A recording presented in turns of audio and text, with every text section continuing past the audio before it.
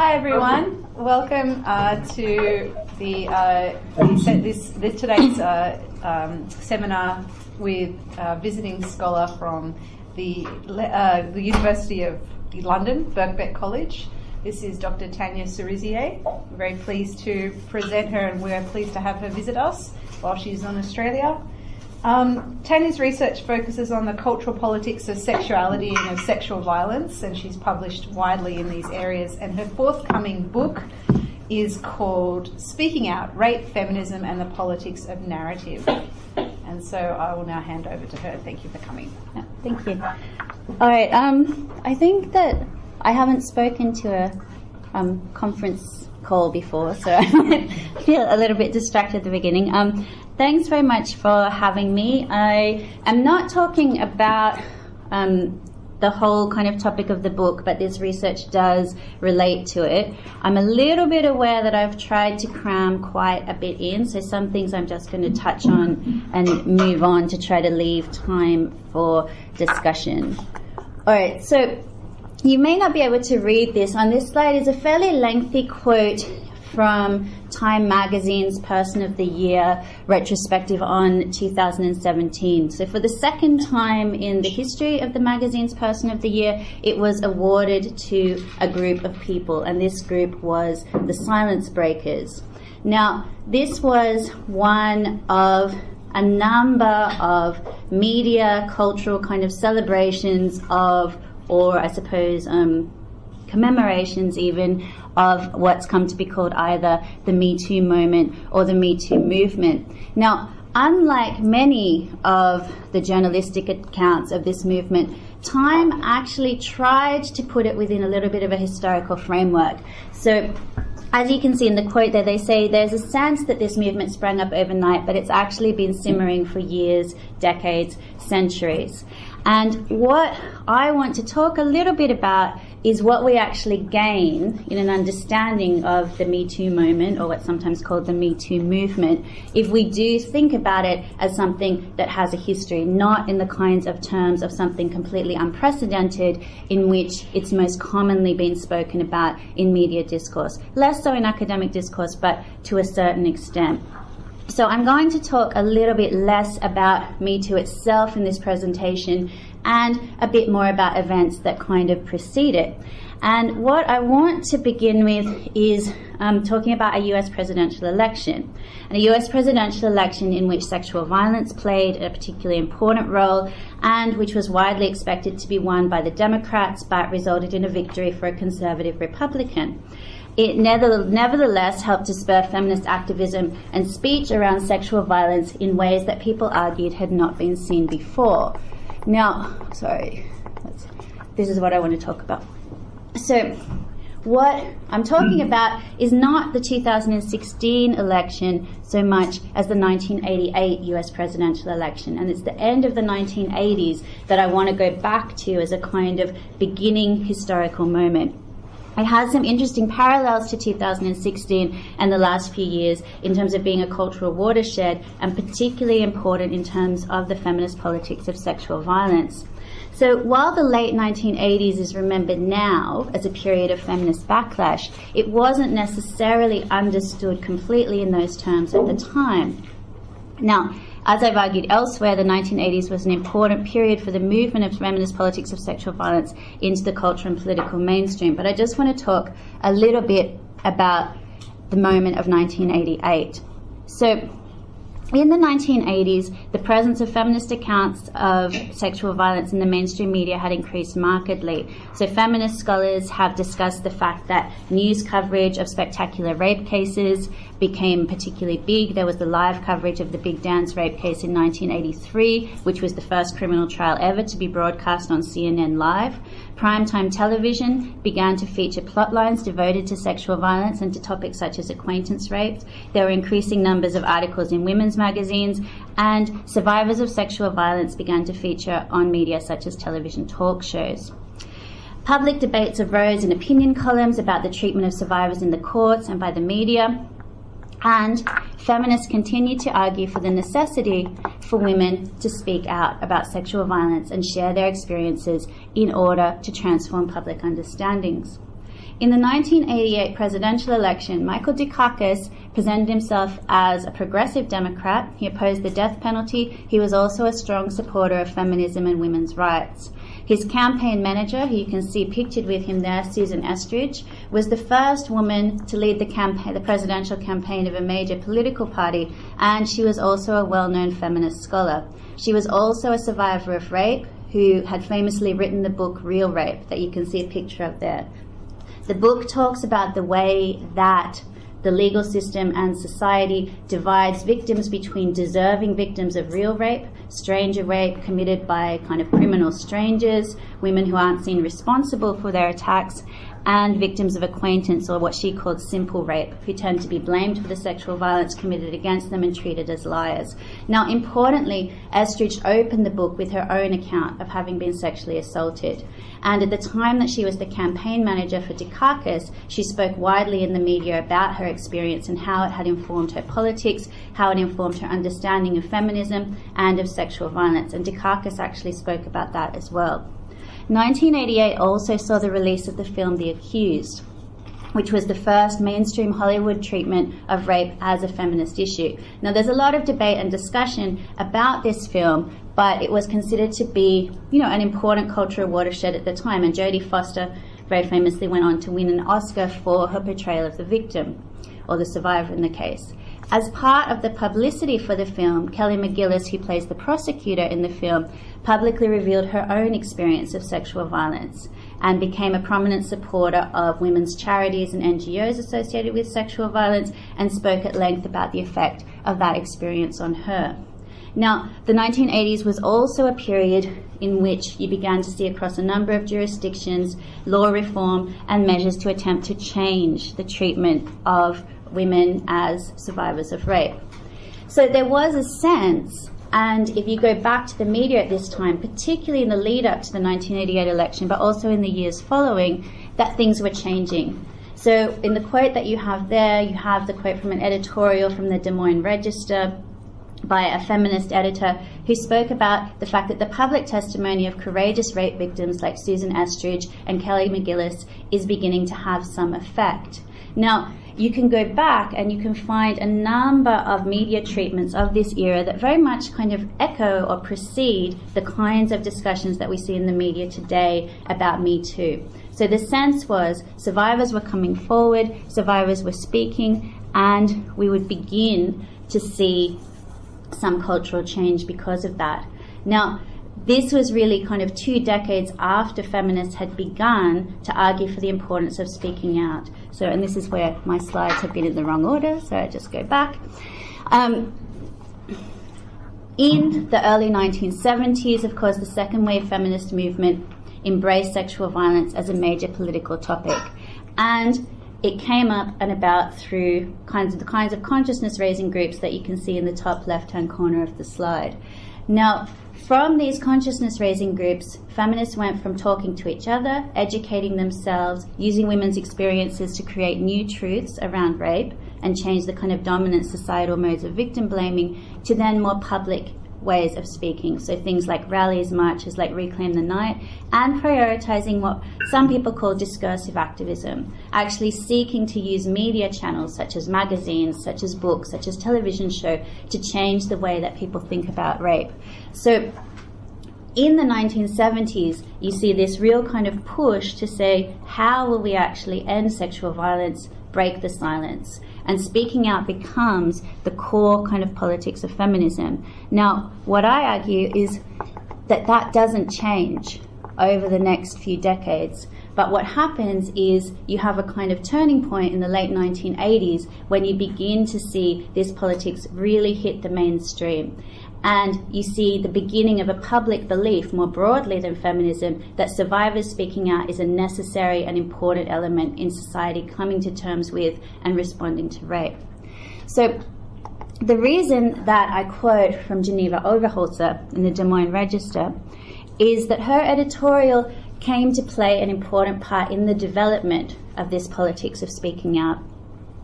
in the editorial that I've just quoted from, American Shame, The Stigma of Rape, Overholser argued that we will not break down the stigma of rape until more and more women take public stands. She said, I urge women who have suffered this awful crime and attendant injustice to speak out, as a few are beginning to do, and identify themselves. Now, the outcome of this editorial was that a local woman, Nancy Ziegenmeier, who was currently the complainant in a criminal rape case, actually came forward to the newspaper and offered to tell her story publicly in the Register. The result was a week-long front-page series that was syndicated after it appeared in the Des Moines Register, in the New York Times, in the Guardian, in the Age in Australia, and in other newspapers around the world. Ziegenmeier became one of the first of what we might call public survivors, women who achieved a public platform because of their experience of rape and their willingness to speak out about it. So women who used their experience to try to make social, cultural, and political change. She said that she spoke in order to erase stigma. She also said that she spoke because she wanted to see the criminal justice system reformed. So Ziegenmeier ended up appearing in a number of cultural formats.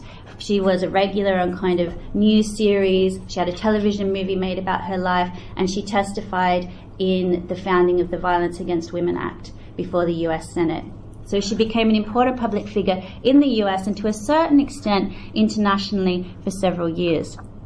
Now, what I want to do in the remainder of this talk is move a little bit back and forward between this kind of moment in the late 1980s, which I think is important historically, and you can see there the front page, the beginning of the series that she spoke in. And so you had at the same time, just like Me2, this series itself generated a lot of secondary coverage. The idea that a woman who was otherwise unknown, who wasn't a celebrity, would come forward and allow her name and her picture to be put on the front page of newspapers and ultimately around the world was seen to be something completely unprecedented in the feminist politics of rape, in a similar way to the way that we have been having a number of stories now for the past 5 years about the unprecedented nature of social media and the way that it enables women to come forward and talk about rape. Now, I'm going to come back to this at the very end, but one of the things that interests me is the repetition of those kinds of claims, that this has never happened before, that this is unprecedented. And the fact that in that repetition there's also an erasure, and there's something that we need to be wary of, that these claims have been made before. You know, they were made in the late 1980s, they were made very much in 2014, which is not that long ago, and they've been made in 2017-18. So when we say this has never been done before, when in fact we know that it has, there's kind of a double movement going on there. And so I'm going to come back and finish with that, but one of the things I'm interested in is what that claim does and the reasons that it's made. So this idea that breaking the silence is something that every time it happens is new, but is also imagined to have this potentially revolutionary effect. Now, I don't want to go through and talk about these examples in so much detail at the moment, but 2014 was also a watershed year, obviously, for women speaking out about sexual violence. And two of the most famous examples of that were it's no longer 35, it's now over 60 women who've spoken about their experiences with Bill Cosby, and obviously Emily Doe, who remains anonymous but spoke out publicly about her experience of being sexually assaulted and her experience of the criminal justice system in what came to be known as the Stanford Rape. Now, her experience prompted an open letter from the then Vice President Joe Biden, who again said, you know, this is unprecedented, this is going to change lives, this is something that will be revolutionary in public understandings of rape. So what I want to do for the remainder of the time is look at these different moments a little bit more quickly, a little bit more closely, and I suppose in a sense offer a little bit of a caution or a closer investigation, looking not only at what speaking out can do, but potentially what it can't do, and the kinds of complications and limitations that we see in this politics. So the first question that I want to look at is actually, who is enabled to speak, in what kinds of ways, what kinds of stories are able to be told, and what kind of politics is able to be produced on them. That's actually all I'm going to look at, because clearly that's a lot. So, so the first point I want to make is to go back to the late 1980s. So I've argued that this is an era where we see an expansion of survivors beginning to speak and beginning to tell stories. But we see very clear boundaries around who speaks and around what kinds of stories are told. So the three people that I've mentioned so far, Nancy Ziegenmeier, Susan Estridge, and Kelly McGillis, are all white women, and importantly, they were all white women who were victims of stranger rapes. They were all white women who were victims of stranger rapes by black men. Now, and you see this very clearly, particularly in the US, where I've done studies of media stories in that era. More and more you see women speaking, but the proportion of women speaking who are white women speaking about sexual violence by black men is actually quite shocking. All of the stories that get kind of unrelenting public support are stranger rapes, and they all involve class differentials as well between the woman who is sexually assaulted and the man who is the sexually assaulter. Now, one of the promises of speaking out has been that for women to tell their stories will open up the floodgates in a way, will allow more and more women to tell their stories. The history of this politics is that that's not necessarily or exactly true. That women can tell stories, survivors can tell stories in ways that both challenge social norms and reify certain social understandings around stranger rape. And as I'll talk about later, the social responses to women like Ziegenmeier, Estridge, and McGillis, who spoke about stranger rape, were very different from women who came forward and spoke about other kinds of sexual assault in the following years. Now, the other question is about who's able to tell the story and what kind of story they're able to tell. Feminists have also tended to believe that speaking out is an automatically empowering process. And definitely Nancy Ziegenmeier talked about her experience of speaking and the fact that after she did, she received hundreds of letters from other survivors. She said it was the most amazing experience of her life. It was the most amazing thing she'd ever seen. At the same time, she later spoke about her disappointment with the process of telling her story. It was consistently described by the newspaper as Nancy's story, as a victim's story, but as she came to find, this was true only in a very limited sense. She approached the editor shortly before the story was going to run, and she asked if she could view the story in order to approve it, to say that she was happy with the story that was told. She was told at that point by the editor, who considered this to be, a feminist newspaper, that paper policy dictated that news sources didn't have access to articles prior to publication. So in essence, she says she was made peripheral to her own story. And you can see the quote there. She says, I couldn't believe I didn't have access to something I saw as mine. My life, my family, my rape. How could the story not be mine? Now, looking at the way that feminists have used mass media and survivors have used mass media, a number of scholars have argued there's an inevitable kind of compromise there.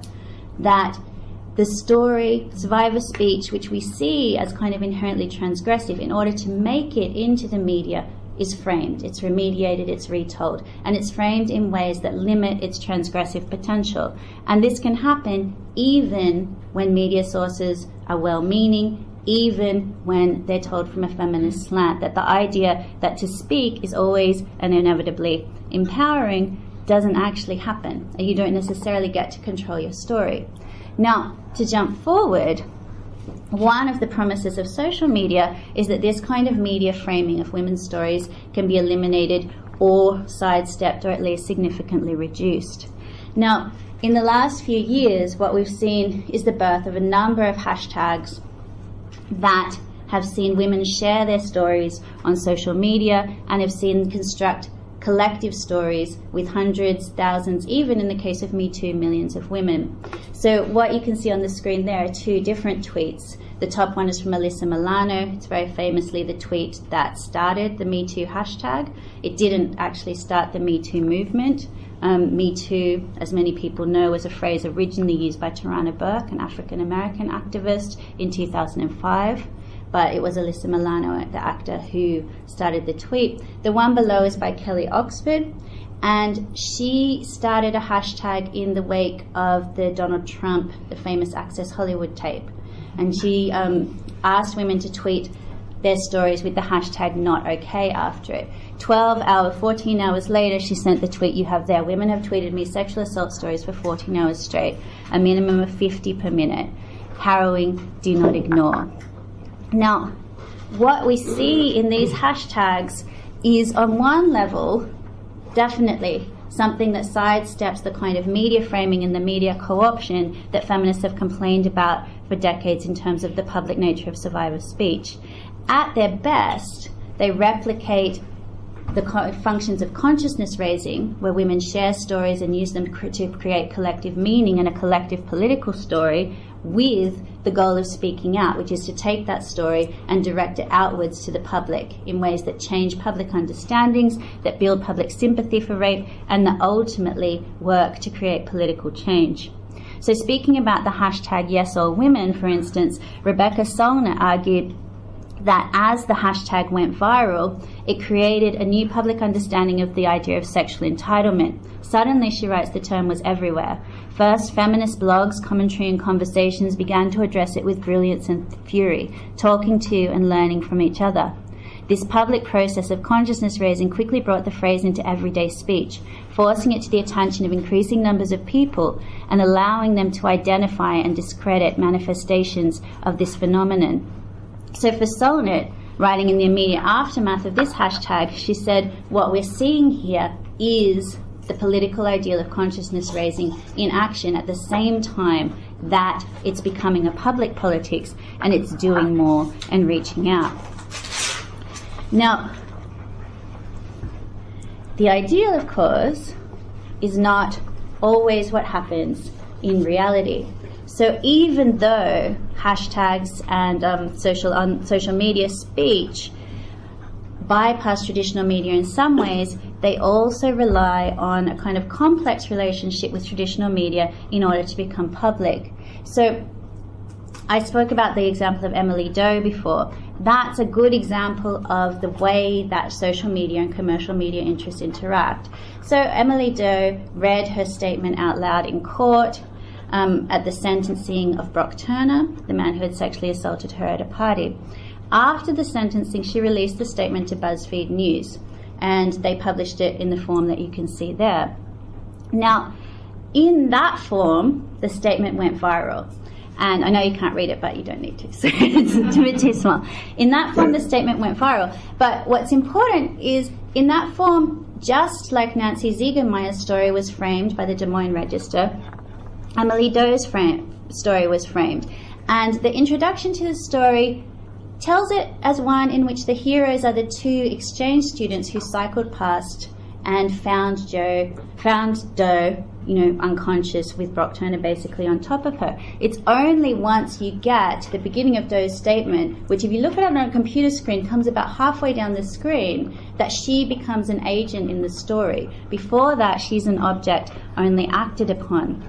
Now, Rajaswari Sundarajan has argued that even amongst feminists or well-meaning liberals, the process of taking up survivor narratives is frequently paradoxical.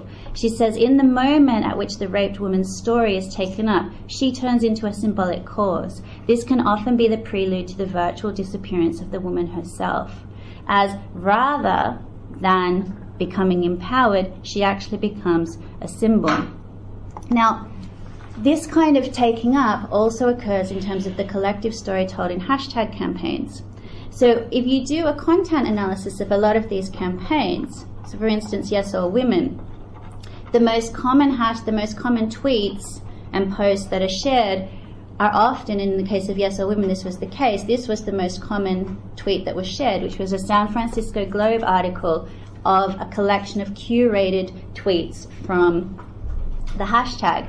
Now, what that means is that particularly after the last 12 to 24 hours, the majority of people reading about, engaging with the hashtag were actually doing it through a process of media and mediation. Now, when you look at the kinds of tweets that are included in these curatorial collections by mass media, they tend again to be tweets by white women, they tend to be tweets that talk and tell very kind of simple or straightforward stories about gendered violence that don't talk about things like race or racism, things like that. So they produce a new kind of story and a new overall meaning that actually then gets shared again. Now, in the case of Yes All Women, this was particularly problematic because the founder of Yes All Women, KM, was a feminist and Muslim activist on Twitter. She started the hashtag very famously in response to the Santa Isla killings, where Elliot Rodger murdered a number of women and others. In the aftermath of this, a hashtag started trending on Twitter, hashtag Not All Men. She started Yes All Women in response to this to try to draw attention to the systemic nature of gender and racial violence. Now, about 2 hours after she started the hashtag, as she writes in a retrospective, she actually left it and left Twitter. And she says, in retrospect, not everything about Yes All Women makes me proud. I'm particularly bitter and disappointed that it did not live up to its name and its promise. As a marginalized woman, even I could not provide a safe space for more than a few hours for others like me. Now, what happened, she said, was what you would expect in the term of trolling and online misogyny, but the things that she found most damaging were that as the hashtag became more and more popular, women such as herself who wanted to use it to make intersectional points about class and race were silenced, she argued, by the kind of dominant feminist politics online that said that they were distracting from the message of gendered violence. Now, she then founded an alternate hashtag, Yes All White Women, to try to talk about these issues, but it never really went viral. And if you now look at the Yes All Women Twitter account, which was set up by other people, it has a statement that says it has nothing to do with the founder of the hashtag. And, you know, what happened basically was that there was, in the first 24 hours of the hashtag, an argument essentially about whether the story of Yes All Women meant telling stories that only applied to all women, in the sense that they only spoke about gender and implicitly privileged a kind of middle-class white viewpoint, or whether it told stories that, as some women said, spoke to each and every woman through reflecting the diversity of gendered violence. Now, what happened in the story of that hashtag was that the former became very much the overall message. Now, perhaps unsurprisingly, Tarana Burke, when she speaks about the beginning of the Me2 hashtag, rather than being thrilled, says that she was actually terrified when she realized that it had gone viral. And she said her first thought was that something that she and other black and brown women had worked hard for over a decade was going to be taken away and going to be turned into something else. And originally she said that that was what happened, but it was only when other women of colour stood up and said, no, we can't allow this to happen, that that changed.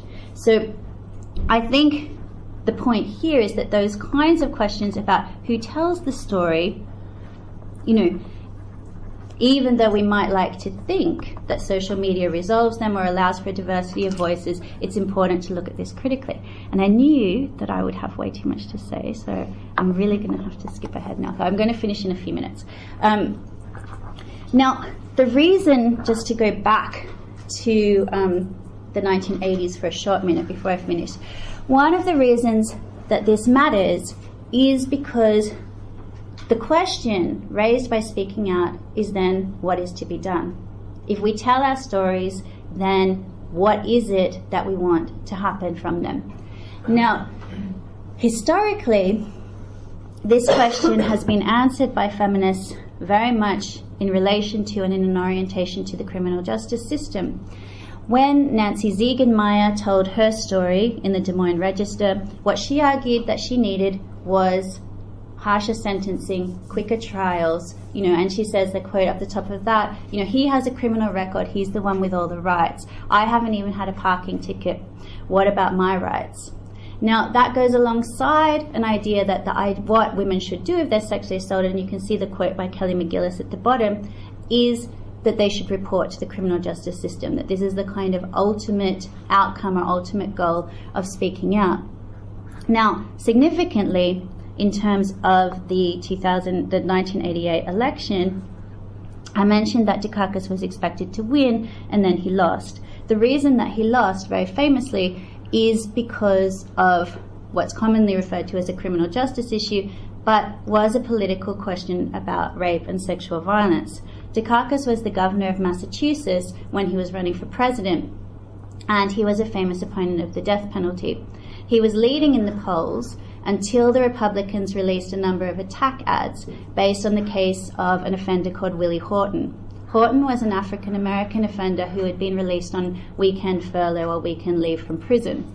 While he was released on leave, he escaped and he committed a number of crimes, including raping a white woman.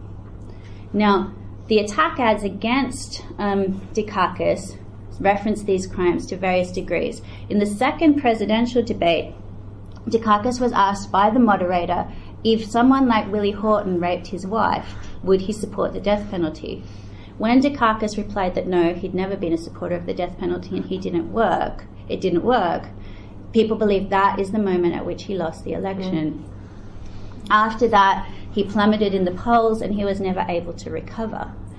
Now, in an era in which these questions around race, racism and rape were so heightened, many people argued in the aftermath that the Des Moines Register should not have produced the series that it did, that the editor, if she wanted to tell a survivor story, should have waited for a survivor story that wasn't so racially fraught. Now, she argued that this was a kind of purist politics and that this was still a valid story and it had important messages. But what was interesting about the presentation in the series was it was never able to deal with that question head on. When it introduced the case, it didn't talk about race. The only way that race came into the newspaper series was it was attributed to the offender himself, because it quotes him, for instance, calling Ziga Meyer a white bitch. But there was this idea that in order to talk about rape, it was important and essential not to talk about race. Now, the outcome of this, certain feminist critics argue, is that it's failed not only to allow for women who speak about cases of sexual violence such as simple and acquaintance rape to talk, but it's particularly failed women of colour. And you continue to see that in the kinds of debates and controversies that I spoke about in relation to the Twitter hashtags.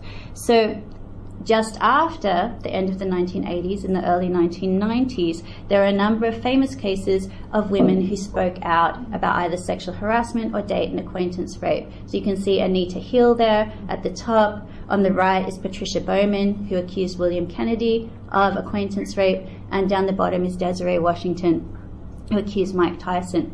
Now, all of these women were painted in the media and in court as, to use the words of the American Spectator in relation to Hill, a little bit nutty and a little bit slutty. And these kinds of portrayals continue to dominate for women who don't fulfill a very kind of narrow criminal justice understanding of sexual violence. Now, that leaves us with a question. And the other issue that comes up is that these kind of ideas of selective belief have continued even in the Me Too era. When, as is quite well known, when a number of women spoke out about Harvey Weinstein, the first and only woman whose story he's directly contested was Lupita Nyong'o, who was the first black woman to accuse him of sexual violence. The rest he left. There was a scandal a couple of months later when Lena Dunham, who's obviously famous for having racially insensitive scandals, accused a woman, an African-American biracial woman, of lying when she said that a scriptwriter on the TV series Girls had sexually assaulted her. And she released a statement basically saying this was a false allegation and that, it shouldn't be believed. Now, there's still an ongoing question as to what it means to respond ethically, what it means to respond politically to women's stories. And I'm just going to leave that question at some level, except to say that in the aftermath of the Emily Doe statement, the legacy of that statement and the public furor, I suppose, that related from it has been very concrete. And what's happened is that the judge who gave Turner the sentence has been recalled. He was a judge who until then had a very good reputation and was also considered a relatively progressive judge in terms of his sentencing practice. At the same time, there have been several new offences of sexual assault introduced into the California legislature, and there's now a mandatory minimum sentence for various for various sexual assault offences that didn't exist previously. So there is a question then about whether we have other ways of responding ethically or politically to women's statements than to turn to increasingly punitive measures of the criminal justice system. All right, now I was going to talk a little bit about the Trump election, but I'm going to leave that, and my PowerPoint stopped. So I'm just going to finish with, we can maybe talk about it in question time, but I just want to finish with some thoughts about that question of silence and breaking the silence that I mentioned. One of the women who became a public survivor in the late 1980s in Canada, Ellie Danica, who became, like Nancy Ziegenmeier, a media presence, wrote an account a few years later in the mid-1990s of the aftermath of her experience. And she talked about the way that she had thought when she first achieved public prominence that this would change everything. And then that gradually kind of interest in her story waned and went away. And she wrote what I think is a very evocative statement. She said, "I now see that I and women like me have been breaking the silence over and over again for years, only to see it swallow us back up again." And the question, I think, for us as feminists, as people interested in sexual violence, is to rethink this metaphor of breaking the silence and what it means. We tend to think of it as a rock through a pane of glass, that shatters it and reveals something on the other side. It might actually be more accurate and more politically useful to think of our words potentially as weapons, as a rock still, but as a rock thrown into a pond that produces a splash and ripples, and in that splash and ripple we have the political space to begin to do things. But if we don't do more and we don't ask those questions as to what next, the ripples fade, the pond goes back to what it is. Rather than shattered glass, we have again a still and undisturbed pond.